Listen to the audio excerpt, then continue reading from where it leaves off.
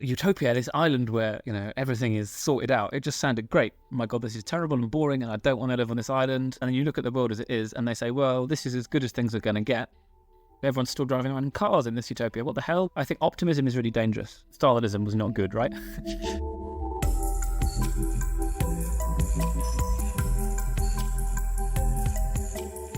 Today we are joined by David M. Bell, author of the 2017 book titled Rethinking Utopia, Place, Power, Effect, and a member of the Out of the Woods Collective. And hi, David. Hello. Thanks for having me.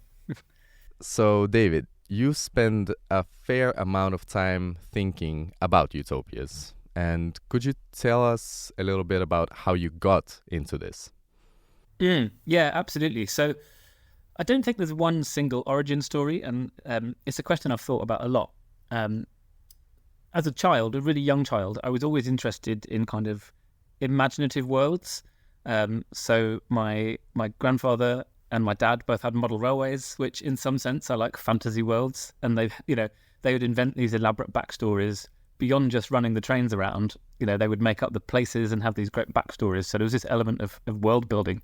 Mm-hmm. And one of my favorite places to go when I was a kid on holiday was a little model village, again, which is this like sort of slightly satirical representation of an English town, and not entirely realist. So it sort of played around with truth and fiction, and it was slightly satirical. And I love these places. I loved the sense of kind of imagining. They weren't other worlds, but they were not true. They were still fictional worlds. So I think that instantiated this love of imagining places and worlds. And then kind of to jump forward a little bit, getting much older, I remember when I was about 16 and I was at sixth form college in the UK, and my college library had a copy of Utopia by Thomas More. I was doing politics at A-level, and I guess I was getting increasingly frustrated with the existing political system and realizing that the kinds of world that I want to live in simply aren't possible through contemporary political systems.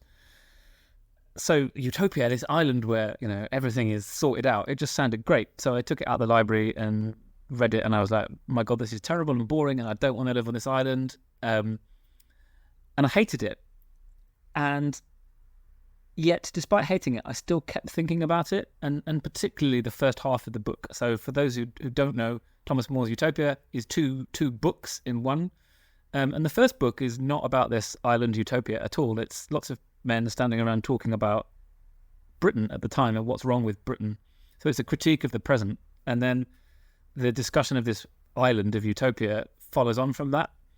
And it was that critique of the present and the way it was framed, the kind of, it was pretty cutting, that really stayed with me, this sense that and it really resonated with what I was thinking, that the contemporary political structures prevent the radical change that is needed, which is essentially what the first book of Utopia is saying. How true or satirical how true to Thomas More's thought, or whether Thomas More was actually being satirical, we don't know. But that's what the first book says.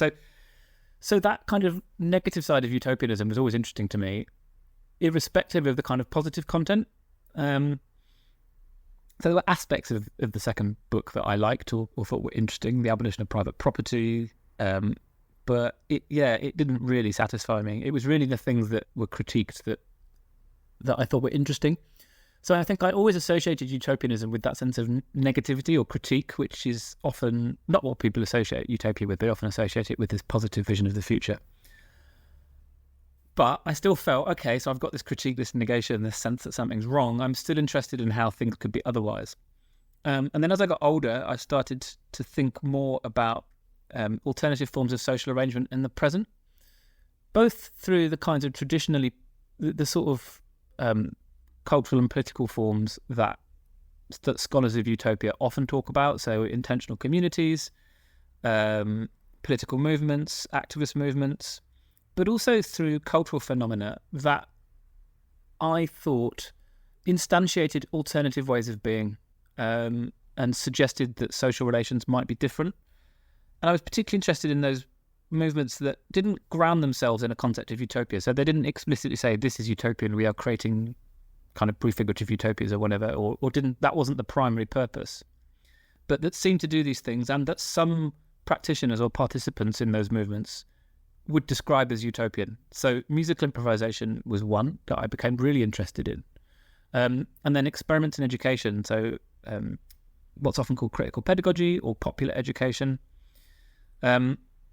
which is a kind of an attempt to democratize education. So people learn together, they set the terms of their learning, they relate to each other in much more non-hierarchical ways.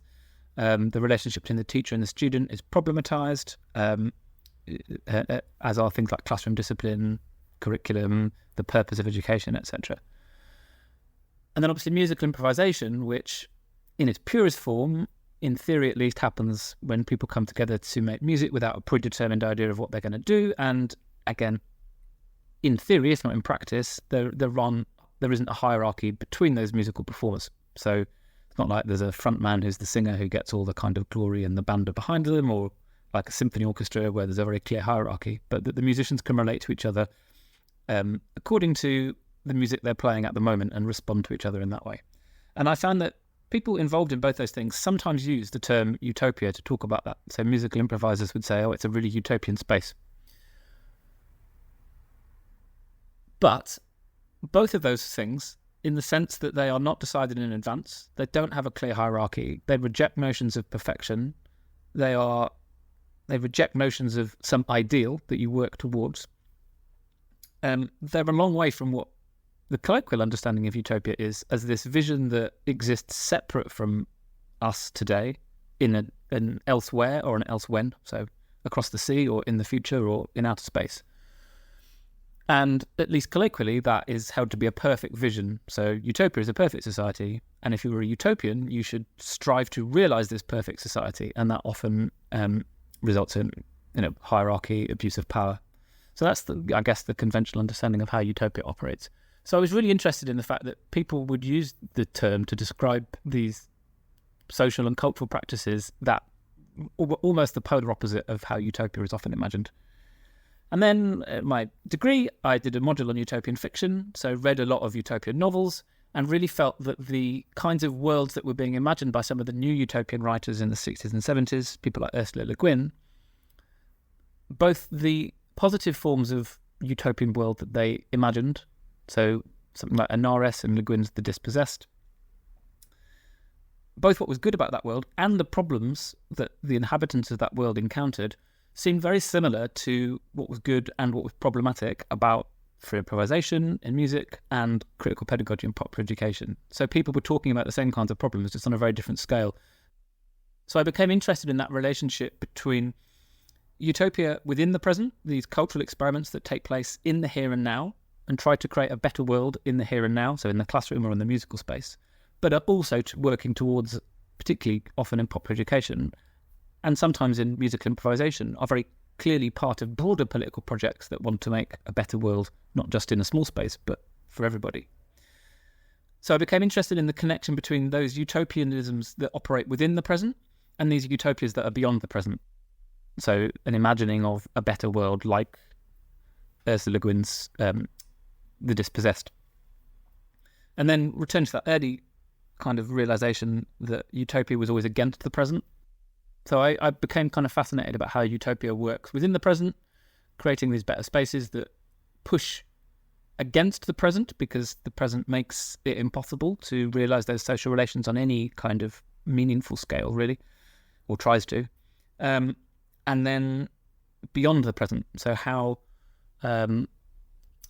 imaginings of worlds organized differently draw from and also speak back to those imaginings within the present, and how we need that against to kind of hold off the dominant social order and its attempts to shut down or co-opt aspects of utopianism within the present. All right, that's a really extensive answer. I think in regards to that, actually, because you mentioned improvisation as a utopian example. When I was reading your book, that was one of the concepts that really struck me, and I was walking around and sharing it to everyone because suddenly I really felt what about it was so utopian. Could you maybe explain a little in what way the process of improvising in a group of people, increases the collective power instead of diminishing it, like Right. being a zero-sum game. Could you maybe explain that concept? So I'll talk about music improvisation specifically, because I think there's a broader utopianism to improvisation kind of more broadly, but I think and although they relate, it's important not to conflate different specific examples of improvisation. So musical improvisation is different to improvisation in a design sense, although they might both have utopian elements. So what fascinates me particularly about musical improvisation, and I'm over time, and certainly since the book was written, I've become much more interested in musical improvisation in the Black radical tradition, so that explicitly positions itself as a form of Black liberation. So musicians like Archie Shepp, for example, or that explicitly positions itself as about expanding the capabilities and abilities of Black people to operate in the present, even if it's not explicitly situating itself in civil rights or Black power movement. So musicians like John Coltrane, for example. And what I'm interested in musical improvisation is that you can create something incredibly powerful and incredibly moving that cannot be foreseen. So before the musicians come together to play, they don't know what they're going to play. They don't know. They might have some idea. They might have had a conversation, but they might not have done. So they're not working to realize a predetermined plan. But of course, they're not operating in a bubble either. They've got musical histories that are not just their personal histories, but the histories of their tradition, their musical tradition, their cultural tradition, their racial tradition, their particular abilities on their instrument, and their relationships to other performers, whether they know them, whether they've played with them before or not. So it doesn't happen in a vacuum. It's materially grounded, right? It's grounded in people's capabilities, experiences, histories. And from those materials, they can create something new and unforeseeable in advance. And for me, that's what utopianism is about. It's about maximizing the capacity of us as individuals and collectives to create something new. And for me, that's what freedom is, right? Freedom is the capacity to create something new and unexpected that is itself also open to the new and unexpected. And that's really what you get in improvising. So to give an example, if you've got a trio of saxophone, bass and drums, the drummer might start playing a rhythm. The saxophonist, whether consciously or not, picks up and responds to something. The bassist then kind of amplifies the offbeat, which pushes the saxophonist to do something else. And before you know it, the three of them are playing in a way that none of them would have thought about playing on their own. But it's also interesting because it fails, right? So it's not just that, great, they've done it, they've worked it out. The saxophonist might play too much and the drummer might get annoyed. The bass player might be like, the saxophonist plays this every week. Why aren't they doing something different? So you get these tensions within the group, and it's up to the group then to work out how they resolve those tensions within the performance, or they might have a conversation. They might introduce methods of kind of disrupting that. So I think it's a really interesting way of realizing or attempting to realize freedom without hierarchy and without a predetermined plan. And that for me is fascinating, and I think but it's also not outside of history, right? It's very much part of history. That's why I'm particularly interested in when that takes place in the Black radical tradition, because it's drawing on a long history of Black music making that has been dismissed by white audiences, white critics, as noise, as incomprehensible, as not music. So it's challenging the present, it's challenging the status quo, and it's creating a space for Black music to express itself both within and against that status quo, which I think is fascinating. That's really interesting, and I think what we are indeed also interested in our exploration of Solarpunk is this positive aspect, and maybe Lola can elaborate on how we, what Solarpunk meant to us when we discovered it. Yeah, because when we learned about Solarpunk, we were really struck by the sense of hope and possibility, but it also made us realize that there was a real void of cultural movement that explicitly looked at hope or looked at possible futures directly in order to instill change or to motivate change. And it feels like we haven't really been exposed to any optimistic visions of the future before knowing about solarpunk. So I don't know if you have any idea about why contemporary society rejects us that possibility of being exposed to such ideas. Yeah, it's a good and really depressing question. So I think one thing that to counter that depression, one thing that's worth holding on to is to think about the amount of work that our world has to do to perpetuate that lack of hope. Anti-utopianism is a dominant plank of contemporary ideology, I think. The sense that any attempt to change the world for the better will result in violence and, totalitarianism. That was a very conscious political project in the latter part of the 20th century by liberal and conservative thinkers. And, it's a legitimate intellectual tradition, even if I disagree with it. But anti-utopianism is so much more than that. It's also the violence that maintains the status quo. The state and capital have to work incredibly hard and expend an awful lot of effort and money to preserve the status quo. So police, borders, these are not things that naturally exist or just reproduce themselves. They have to be consciously maintained, funded. And so anti-utopianism, the lack of hope, the sense that nothing better is possible, obviously helps maintain the status quo and serves a lot of people's interests. But it's not, I don't think it is this natural state of people. So that's one thing to say at the beginning. And I think that creates this sense that better futures aren't possible and mitigates against thinking about them. And then, of course, when people try to instantiate them, they are faced with police violence, prison, etc. But this is interesting also because it doesn't have to be instantiation or installment of these utopian or better manifestations of our functioning. It also can be just in popular culture, We found Solarpunk through Tumblr feeds and, boards and such. It is just as simple as showing people, look, the future is possible and it could also look like this and not like your Blade Runner cyberpunk dystopia, Why does the popular culture not even produce those visions? Or if it does, why doesn't it hit us or resonate in society as strong as the visions of the negative?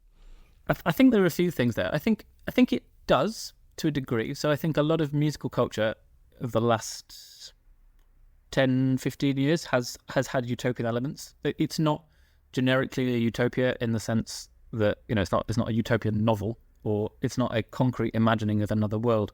But I think there are utopian elements lyrically, sonically, visually to the music of quite a lot of popular music, particularly, again, by Black artists, but not exclusively, and also LGBTQ plus artists, Indigenous artists.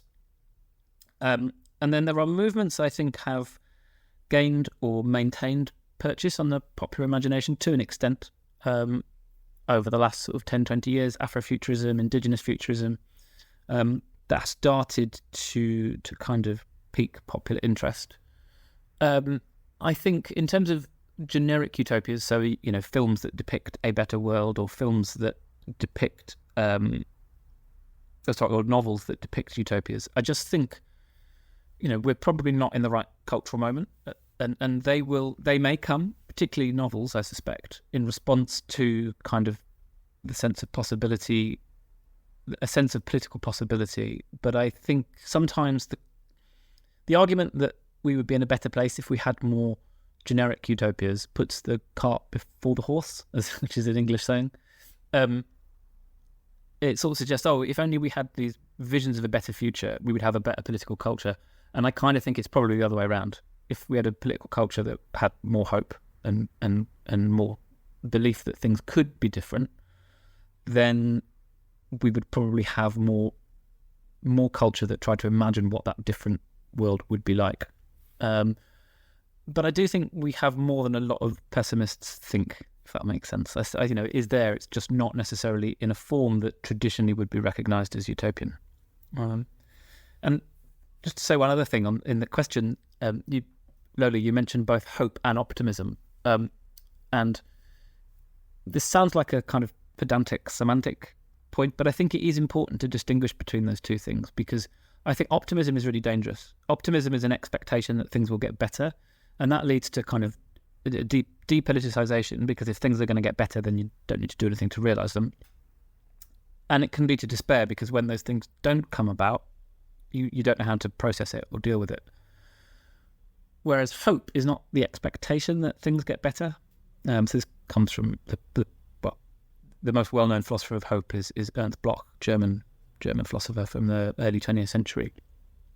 And for him and for others following in his footsteps, hope is not expectation. It's not the belief that things will get better. It's just the understanding that things could be different and that things could change. So to have hope is not to be expectant.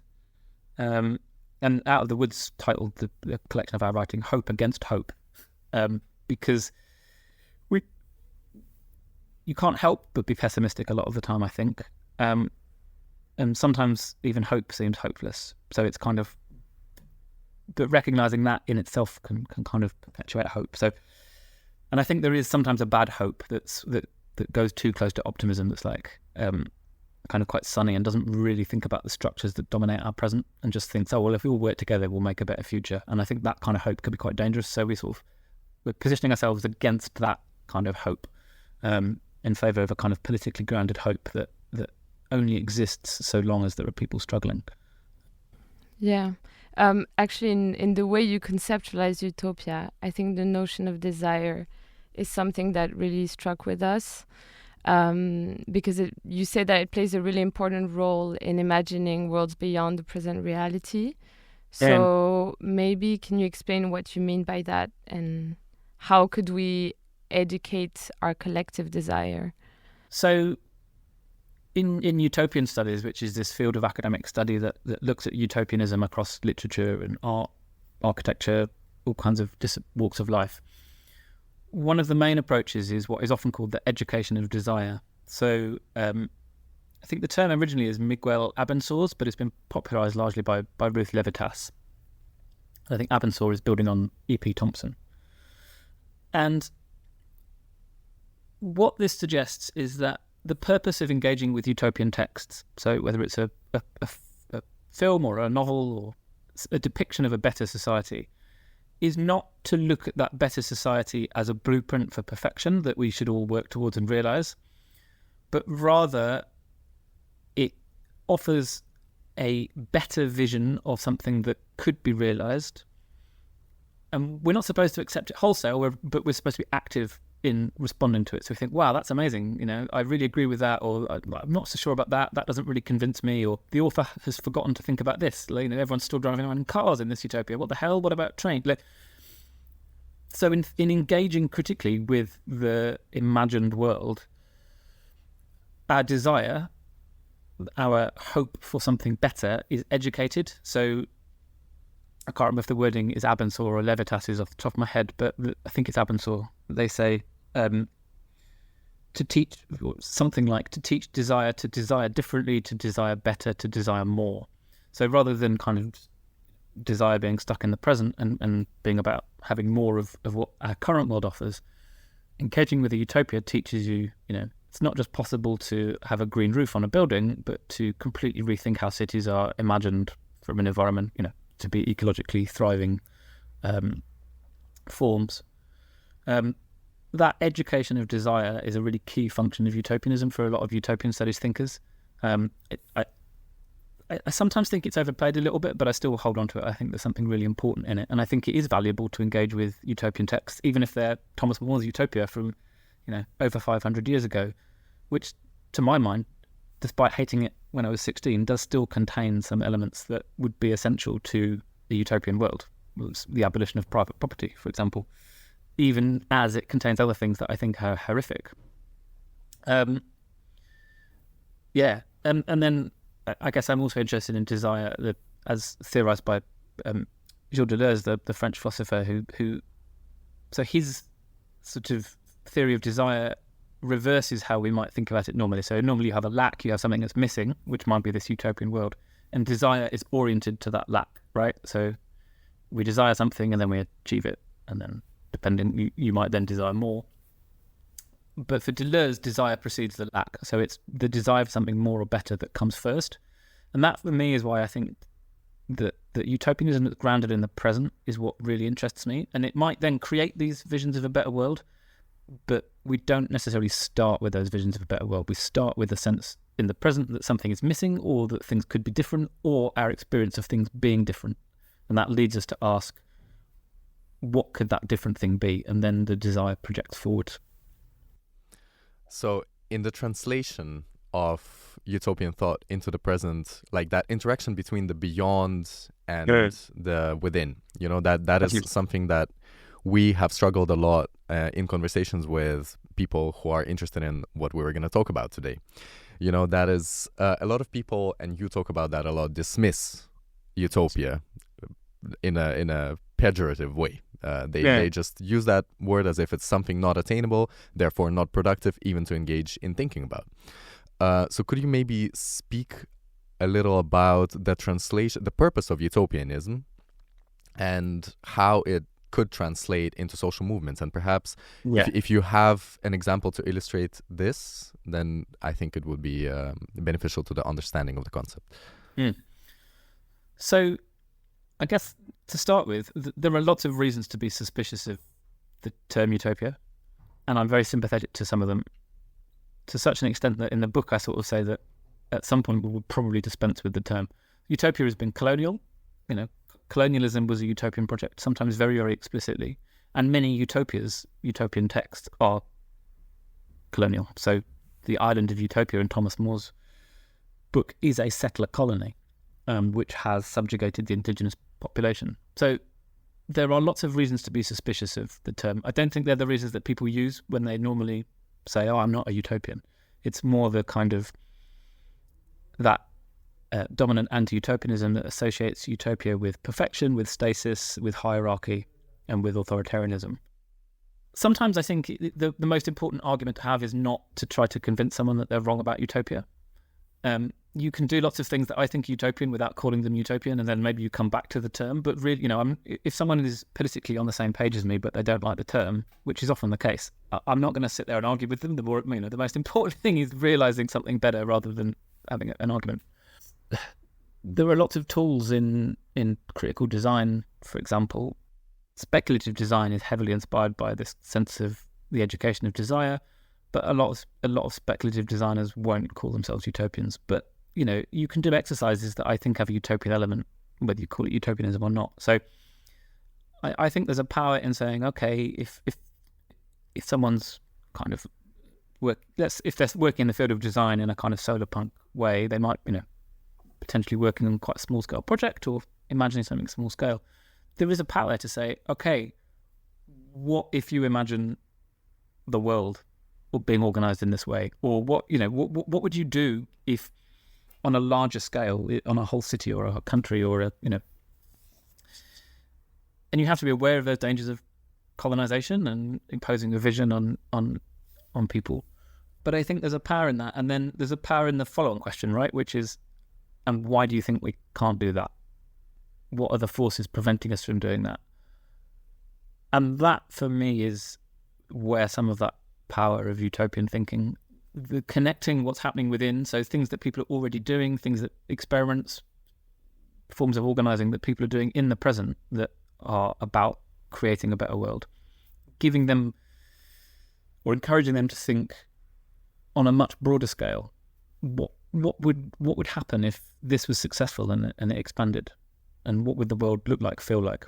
How would food be organized? And it becomes an impossible task, right? Because you say, okay, maybe someone's working on thinking about pedestrianizing a town, so fewer cars. And then if you expand that, you think about, okay, getting rid of cars, you suddenly are faced with all these other questions. It's like, well, okay, how do people travel if they can't use cars? And then, okay, but why do people need to travel? Well, they need to travel because of work. So you start to get onto questions of how work is organized.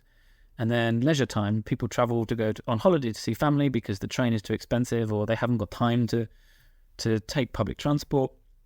So you start to ask these, why haven't they got time? Because they have to take their, again, work.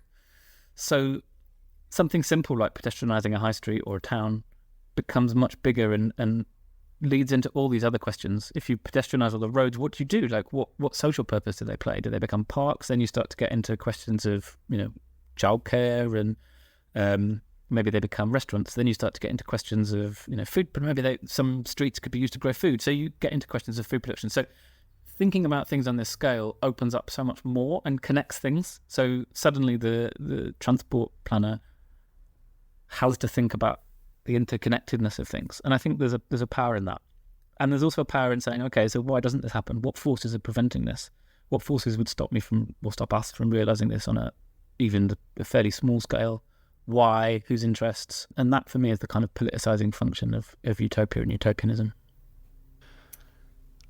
That makes a lot of sense. But, when we think about instantiations of utopias in the contemporary world, in the within, these intentional communities, for example.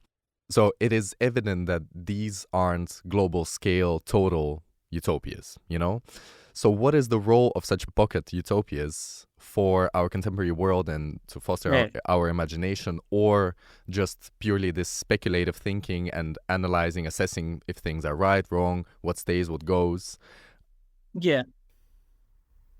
So I'm not I've never been a scholar of intentional communities. I don't think you can generalize about them. So I think there are some that are actively dangerous, some that are culty, some that they can become closed. Many have been marked by sexual abuse, by all kinds of horrific violence. And their intentionality and their degree of separateness from society has enabled that to continue. Others have been colonial. They've taken place on land that is unceded indigenous land and have not grappled with that history sufficiently. Other intentional communities do really interesting work. They keep alive, or they develop ideas, techniques, methods, technologies that might be useful for transition to an ecologically sustainable and more just world. The kinds of utopian community that really interest me, and this ties to a broader kind of, I guess, axiom of my political philosophy, which is that I am increasingly convinced that change, meaningful change, revolutionary change, it comes from those who have the least, and comes from the most marginalized, those who are oppressed or excluded. So, the kind of orthodox Marxist position, I guess, is that revolutionary change comes from the most advanced sections of the proletariat. So you get that in the work of someone like Antonio Negri, where it's, certainly for a period, it was creative digital IT workers who seemed to be at the vanguard of revolution for Negri and Michael Hart. Whereas, that's slightly unfair, but that's certainly there, I think. Whereas for me, I would follow someone like George Kafentzis, or a lot of decolonial thinkers, in arguing that it's those with the least who have the most to offer. And here, the kinds of community I'm interested in, which I think are utopian or can be conceived of as utopian, but don't position themselves as intentional communities. And people often join them out of necessity rather than choice, although that's a slightly false binary, are things like the ballroom movement in New York in the 70s and 80s, where LGBT people, and particularly LGBT people of colour, often couldn't live at home because their parents were queerphobic. They couldn't afford rent. They were traumatized by racial violence and then the onset of the AIDS epidemic. So they necessarily formed these communities which they were not utopian in the sense that they were perfect. They had problems, but they instantiated incredible new ways of being. They developed their own incredible culture. They often squatted, so they challenged regimes of private property, even if that's not explicitly what they were kind of setting out to do often. And ultimately, a lot of that movement was recuperated by capital, but it also meant many people stayed alive longer than they might otherwise have done, and the networks of solidarity that it fostered have continued, even as that movement has largely kind of moved on to other things or been recuperated by capital.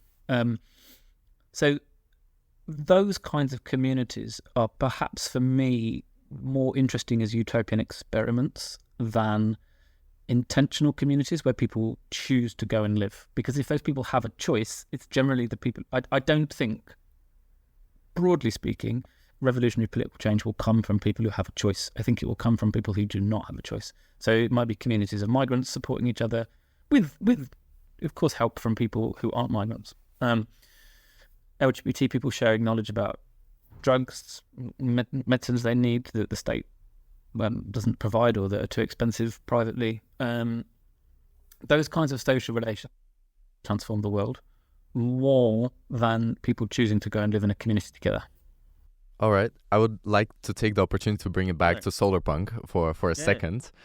Because we have, in our exploration of Solarpunk, we have seen that the primary ways to manifest Solarpunk as a movement have been through intentional communities, through guerrilla gardening, through permaculture, through hydroponics or guerrilla water management. And to us, indeed, it seems like there's a certain force kind of missing behind it because people aren't necessarily doing it out of necessity right now, and this really ties in with what you just said, and maybe the impetus for change and impetus for kind of the expansion of this desire for better futures would have a stronger feeling were we to perceive solarpunks as really deeply marginalized communities. But do you think that as we go into the future, as climate change is really going to start hitting certain communities, that these solarpunk intentional communities could start expanding purely because of their denial for identity existence due to the approach of the state in tackling climate change? So I think potentially any community that offers, that meets people's basic needs and has knowledge and skills that will enable, on a very basic level, survival, has the potential to become of increasing importance for increasing numbers of people as ecological crisis continues to bite. I know enough about specifically solarpunk communities, but I think communities that offer housing, food, knowledge of how to engage with or escape from the violence of border regimes and migration policies, I think they will be of increasing importance. And again, they might take the form of physically separate communities, but they might also take the form of network, like kind of network communities within society. And that will be both radical things, so things that are explicitly activist, explicitly kind of no borders, anti-police, but also much less radical networks. So, things like skills repair cafes. I think in many places, religious centres are offering people, offering a lot of those, fulfilling those needs for people who are desperate. So I think those kinds of communities, spaces, networks are likely to become of increasing importance. I sort of in my head have been thinking about this concept of defensive utopianism. The question you asked earlier about why don't we have these big visions of utopia, my suggestion is when the cultural, we would if the cultural moment was right for it. And at the moment, the cultural moment just isn't right for that. Talking about utopia on a global scale, as perhaps accelerationism might do, regardless of my political disagreements with accelerationism, I just don't think it speaks to people's lives right now. So this sort of defensive utopianism is perhaps an attempt to think through something that might often be called a disaster community, but a community or group, space, network that comes together to respond to the material conditions that people are facing in the here and now, and uses mutual aid, solidarity, in a broadly non-hierarchical way to address them, to empower people to address them themselves, to skill share, to knowledge share, to survive, and then perhaps the structures of mutual aid that those forms keep alive a sense of possibility and a sense of difference while times are hard, and potentially at some point could, in a different moment, we might be able to think on a larger scale about what they can do. We might be able to think about how the world could be like that in a way that's meaningful to people. Because for all I say, it's important, it's powerful to think about what the world would be like if everything was like this. That doesn't really mean much to someone who's, in a country illegally having to rely on a mutual aid network for their daily survival. But I think potentially that's such a defensive utopianism, keeps alive utopianism, and potentially when, in different circumstances, it might be meaningful again to say, okay, what if the whole world was organised like this mutual aid network that you've been part of? So yeah, I think whether they're solarpunk or religious or whatever form they take, those kinds of spaces and networks are going to be of increasing importance. They already are, and that's only going to be more so over the coming years. So it's evident that our current social and economic order are experiencing a crisis. And why do you think the narrative of no alternative is so pervasive? So after the Second World War, I think there was a very conscious effort to develop a philosophy of anti-utopianism, and in thought, liberal and conservative theorists and philosophers were really terrified that the world might change. And some of them were terrified because they didn't like the prospect of the abolition of private property or a real socialism or communism emerging. And some were terrified because they'd experienced or were worried about what they called totalitarianism, so Nazi and Stalinist regimes. So I think there were sometimes good faith anti-utopianisms at the time. And philosophers and theorists worked incredibly hard, backed by forces outside academia, worked incredibly hard to instantiate that as a kind of common sense. Alongside that, of course, there were neoliberal economists who were saying neoliberalism needs to be more utopian. So Hayek called for neoliberalism to develop utopias. And it was only later on that neoliberalism, once it established itself, kind of was like, oh, we're not utopian. Utopia is bad. But sorry to interrupt, but can you explain maybe a little what about neoliberalism is utopian, or about capitalism, in fact? Because I think that's something that a lot of people do not realize, and ourselves didn't before we became acquainted with your work. But it's a really interesting concept to take into account. So I think you end up, if you claim to be an anti-utopian, you end up tying yourself in knots, right? Because you say, anti-utopians will generally say utopia is about perfection, and it's about realizing perfection and using violence to maintain that order. Therefore, utopianism is bad. And then in the next breath, you say, okay, so but utopianism is about changing the world or thinking how the world might be different. And they're like, oh, we don't need the world to be different. So they're saying utopia is about perfection and it requires violence to maintain it. That's bad. And then you look at the world as it is and they say, well, this is as good as things are going to get, which is kind of the definition of perfection, right? And they use incredible violence is used to maintain our world. So there's this double bind of the anti-utopian. They denounce what they then celebrate. So, from that perspective, a world in which we're told there is no alternative, in which, the phrase that it is easier to imagine the end of the world than the end of capitalism, that phrase is everywhere in kind of leftist texts at the moment. That world has claimed utopia for itself, even while disavowing utopia. So it's not really anti-utopian at all. It's basically claiming utopia for itself. In Thomas More's Utopia, nobody walks around saying we should have some more utopias because they live in what they believe to be a perfect world. So anti-utopianism has this, utopianism is always lurking behind it.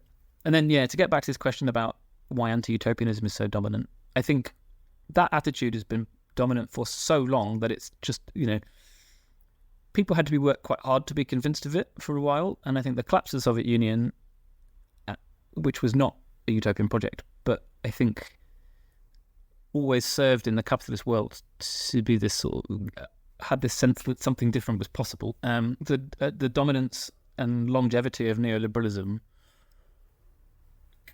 that ideology has just become such common sense that it kind of reproduces itself now. So you don't have philosophers writing great books about anti-utopianism because they don't feel they need to, because it's just common sense is everywhere. It's the purveying attitude. I'm 38 and I can, even in the very, very limited confines of electoral politics, which offers almost no hope to almost nobody, I can't remember a time when there was a meaningful choice at an election when okay, that's cut that because the Corbyn complicates that, but despite my criticisms of that project. But, 1997 was the last time a Labour government was elected. The sense that this is just how things are is so pervasive that even people who really don't like how things are, I think, just assume that that's how they always will be. Except, I don't know how much I completely buy that, because still, it's often young people. You get these scare stories. Young people think communism is cool. Young people think capitalism is bad. People are stuck in rent, increasing numbers of people, capitalism is not working for them. People for whom it previously would have worked, it's not working. So I think maybe that consensus is starting to break down, or has started to break down. So this begs the question, really, because you say, oh, okay, capitalism isn't working for some people. But if we have established just now that at its core was also a utopian aspiration, as put down by political theorists and such and promoted, why has it not been able to fulfill its utopian aspirations? And why is not everyone benefiting from this great ideal ideology? Mm-hmm. I think the long and short of it is that that's built into the system. Capitalism is the regime of the rule of private property and a rule in the interests of private property. And pretty much by design, in capitalism, private property cannot be evenly distributed. So you can have softer kinds of capitalism, like the welfare state, a certain social democracy that tries to manage capitalism to mitigate its worst effects with varying degrees of success, but they are largely dependent on huge armies of labour, often from colonies, which is politically abhorrent and not viable in the long term. So I think it's by design. Capitalism is not designed to work for most people. It's designed to work in the interests of capital and private property. Okay. But so despite, capitalism's failure in some aspects to give us all a perfect, abundant life, why is it so persistent? Because you spoke of violence already, but you also speak in your works about the ability of capitalism. So I will quote here: capitalism has a long history of turning utopian demands inside out and throwing them back at us. And this is something that also I think not a lot of people notice, especially because you take the present as a given and not really as a sequence of implementations, integrations, consensus, and capitalism kind of working to accommodate as many people as necessary, as the bare minimum. Yes. So could you talk about what makes capitalism so resilient against all odds? So I'll use the transition from a sort of social democratic capitalist consensus up from sort of 1945 to around 73, and the switch to neoliberalism as an example here. So the social democratic consensus, provided a welfare state for people. It did undoubtedly improve the quality of life for a lot of people. But during that time, it was also heavily bureaucratic.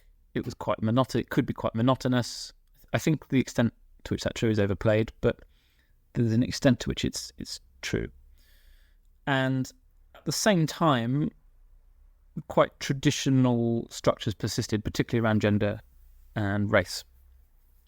And so what you get at towards the end of that period are a very powerful feminist movement, Black Power, civil rights movement, increasingly influential LGBTQ plus movement that starts to exert its demands on capital and the state.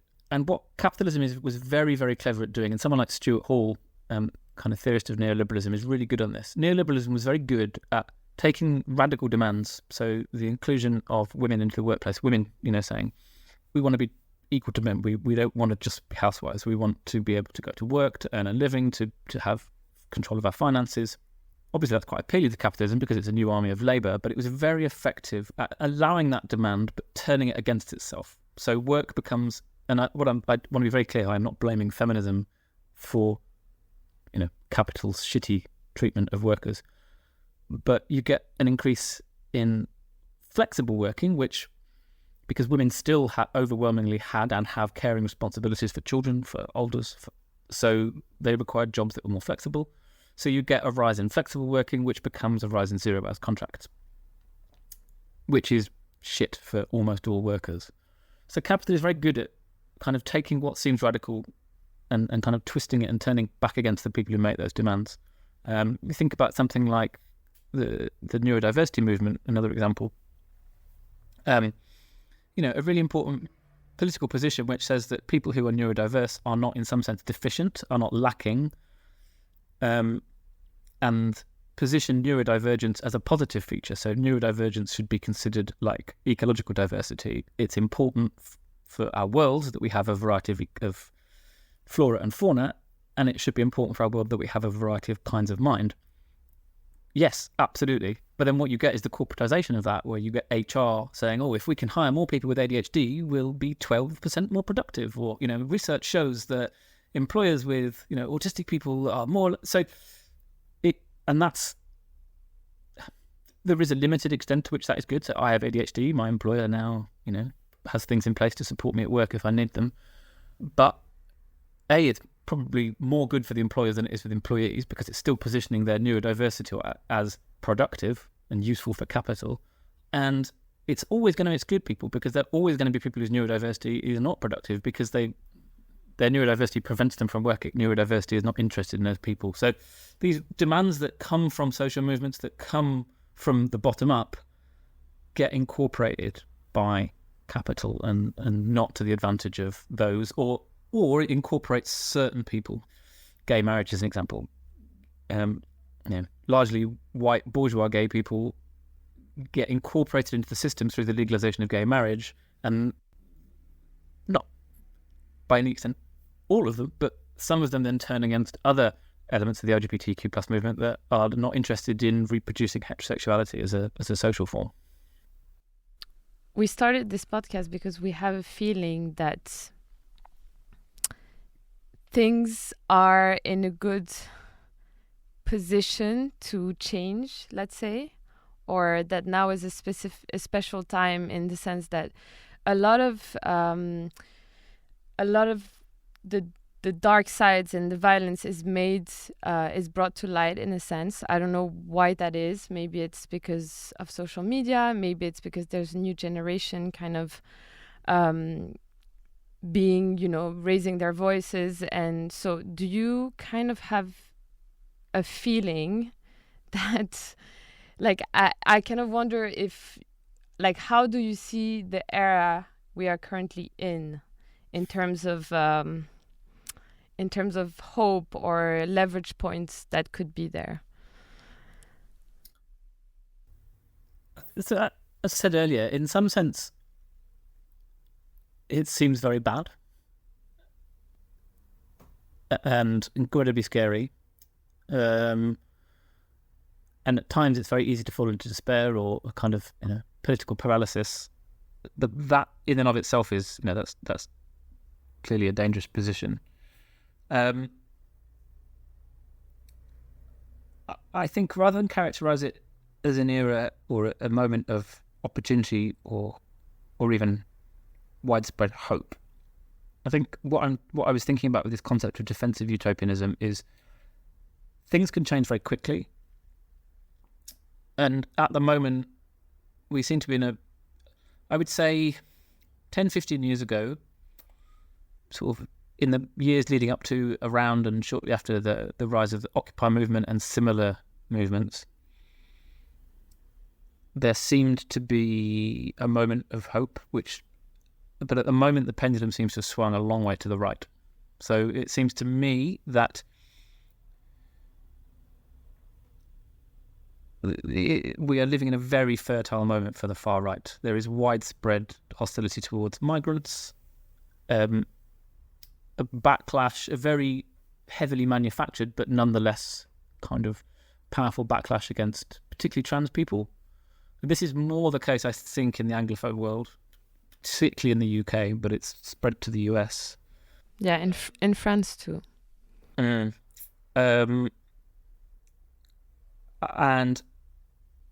that really worries me, and I think the conditions are pretty ripe for fascism, to be blunt.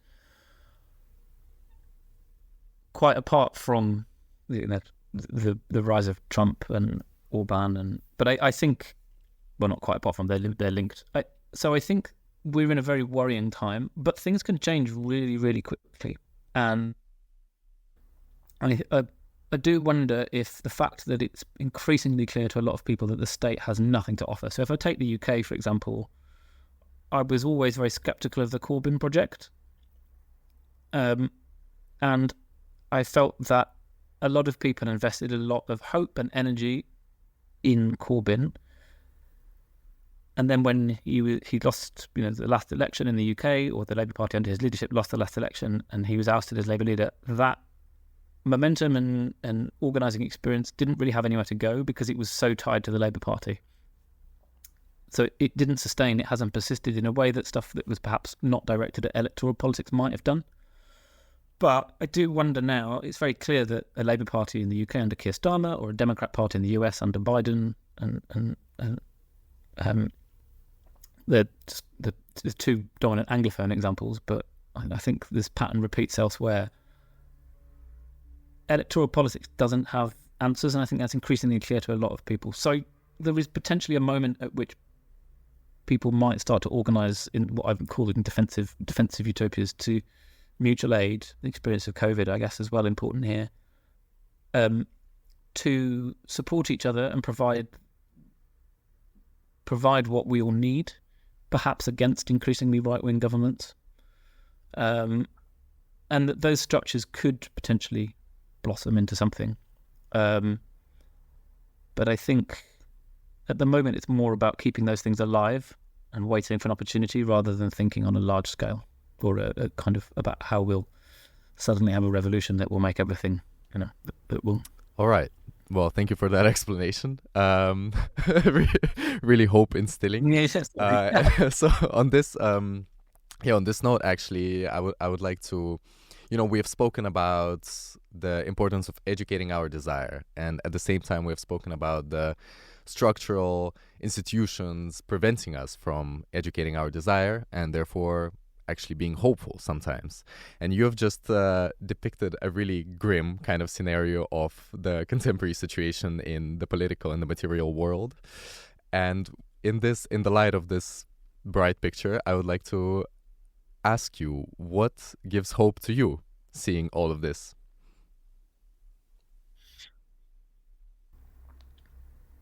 Gives hope to me.